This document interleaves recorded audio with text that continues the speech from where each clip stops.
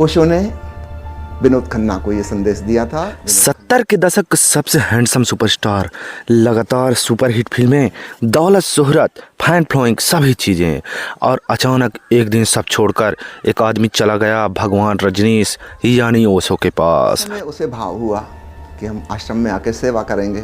उनका नाम था विनोद खन्ना।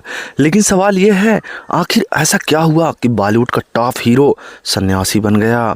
ओशो के आश्रम में उनके साथ क्या हुआ और वापस आने के बाद आश्रम में आके सेवा करेंगे जी। एक्टिंग का काम नहीं करना। क्या उनका करियर दोबारा खड़ा हो पाया? आज की इस वीडियो पर हम जानेंगे विनोद खन्ना की ज़िंदगी का सबसे रहस्यमय अध्याय। 1970 का दशक था दोस्तों। विनोद खन्ना बॉलीवुड के टॉप 3 एक्टर्स में गिने जाते थे और उनकी फिल्में मेरा गांव मेरा देश, अमर अकबर एंथनी, कुर्बानी, राजपूत, अमिताभ बच्चन के बराबर उनका स्टारडम हो गया था। कभी कभी उनसे भी ज़्यादा उनका स्टारडम बढ़ जाता था।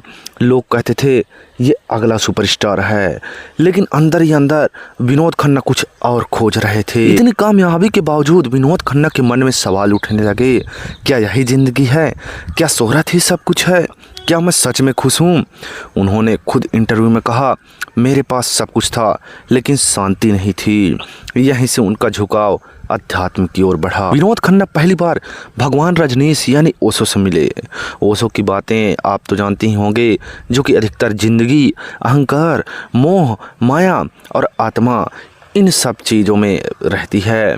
इन सब ने विनोद खन्ना को अंदर तक हिला दिया। कुछ ही मुलाकातों में उन्होंने फैसला कर लिया कि मैं सब छोड़ दूंगा। 1982 में एक झटके में विनोद खन्ना ने फिल्में छोड़ दी, करोड़ों की कमाई छोड़ दी और स्टारडम को अलविदा कहा। वो ओशो के आश्रम, पुणे और फिर अमेरिका चले गए। अब वो सुपरस्टार नहीं थे बल्कि एक साधारण शिष्य थे। आश्रम में विनोद खन्ना कपड़े धोते थे, बर्तन साफ करते थे, लोगों की जूते चमकाते थे। कोई वीआईपी ट्रीटमेंट उनके लिए नहीं था। एक समय का सुपरस्टार अब सबके बराबर था। उन्होंने कहा, वहीं मुझे असली आज़ादी मिली।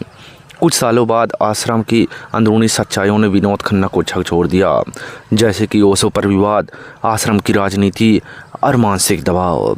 विनोद खन्ना समझ गए, हर रास्ता हमेशा के लिए बिल्कुल नहीं होता। उन्होंने संन्यास को छोड़ा और फिर से भारत वापस लौट आए। लेकिन वापसी आसान नहीं थी।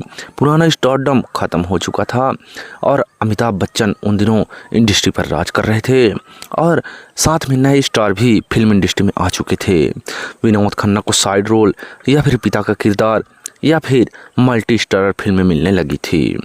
फिर भी उन्होंने हार नहीं मानी। फिर फिल्में आई दोस्तों, दयावान, चांदनी, मुबारका।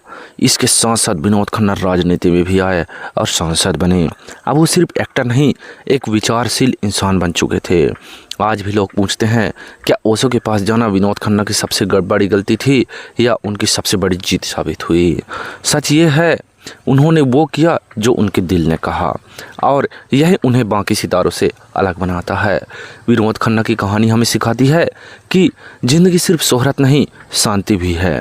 ये थी एक सुपरस्टार से साधक बनने की पूरी कहानी। बॉलीवुड के हीरो की कहानी पर सुननी है तो हमारे चैनल को सब्सक्राइब करें और इस वीडियो को लाइक और शेयर ज़रूर करें। कमेंट में बताएं आप क्या करते अगर आप विनोद खन्ना की जगह होते, तो ज़रूर बताएं दोस्तों।